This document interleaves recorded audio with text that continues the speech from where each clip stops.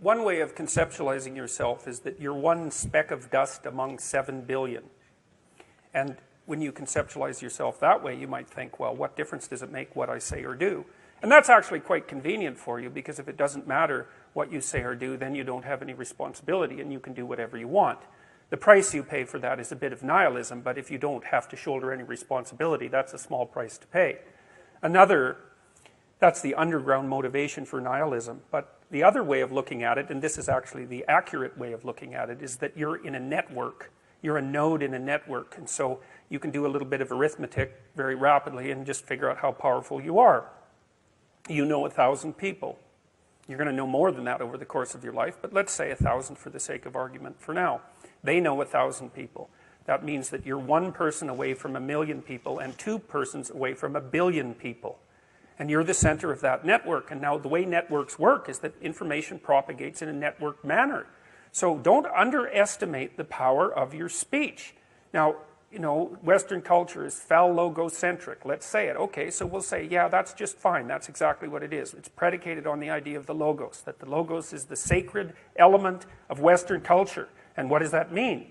It means that your capacity for speech is divine. It's the thing that generates order from chaos and then sometimes turns pathological order into chaos when it has to. Don't underestimate the power of truth. There's nothing more powerful. Now, in order to speak what you might regard as the truth, you have to let go of the outcome. You have to think, all right, I'm going to say what I think, stupid as I am, biased as I am, ignorant as I am. I'm going to state what I think as clearly as I can, and I'm going to live with the consequences no matter what they are. Now, the reason you think that's an element of faith. The idea is that nothing brings a better world into being than the stated truth.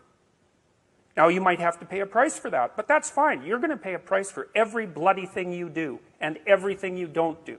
You don't get to choose to not pay a price. You get to choose which poison you're going to take. That's it.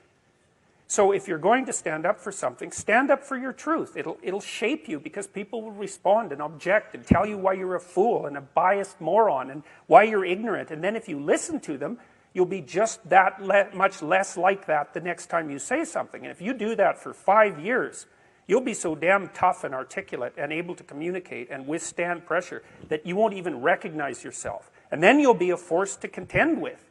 And you don't get to wait until... Because I get letters like Gad Saad gets all the time too, from faculty members in particular, and they say, well, when I get tenure, it's like, then they think, well, when I'm an associate professor, and then they think, well, when I'm a full professor. It's like, if you're a professor already, you're like the most protected person in the history of the planet, and you need, well, okay, but one of the things that indicates is that it's almost impossible to provide people with enough protection so that they feel safe to speak. Okay, so we'll address that directly. It is not safe to speak, and it never will be. But the thing you got to keep in mind is that it's even less safe not to speak, right? It's a balance of risks. It's like you want to pay the price for being who you are and stating your mode of being in the world, or do you want to pay the price for being a bloody serf, one that's enslaved him or herself? Well, that's a major price, man. That thing unfolds over decades, and you'll just be a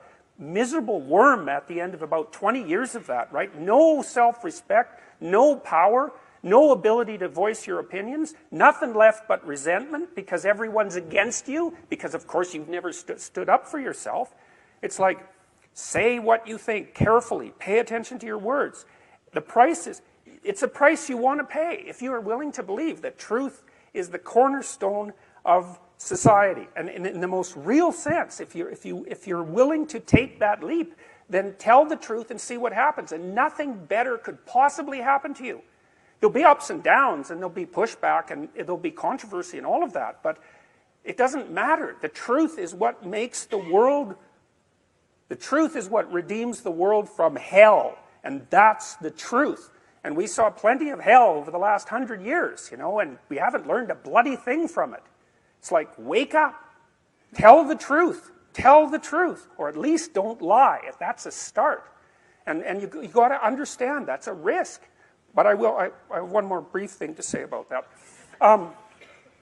So, I said what I had to say back in September, and I'm sure that I could have done it better, and many people have told me how I could have done it better, although it didn't mean they would actually do it, but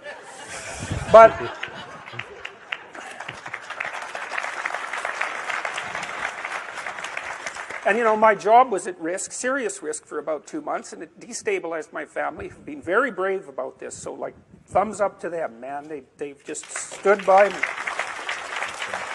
But here's the optimistic news, is the university has left me alone completely. I shook hands with the dean 2 weeks ago. We're on friendly terms. They don't want this to go any farther than it has already. The students were tremendously welcoming when I came back to teach in January. I haven't had a single negative incident at the university. And I've received thousands of letters from people all over the world, all of which have been in support. I've received 2 negative letters. That's it. 2. So the people have an inchoate longing to have the sort of thing that we're talking about articulated. And so don't be thinking you're alone. It's just that people can't talk, they're afraid to talk, or they don't know what to say. And those are real problems. So if you're reasonably articulate, like, start talking and sharpen yourself up.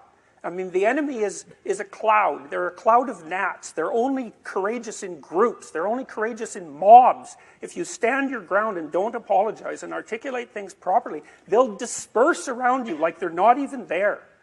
So most of it's illusion. So don't be afraid, but be afraid of the right thing. And the right thing you should be afraid of is not saying what you say, because that's the same as not being. And here you are, suffering away. You might as well be at the same time. At least then there's something to you.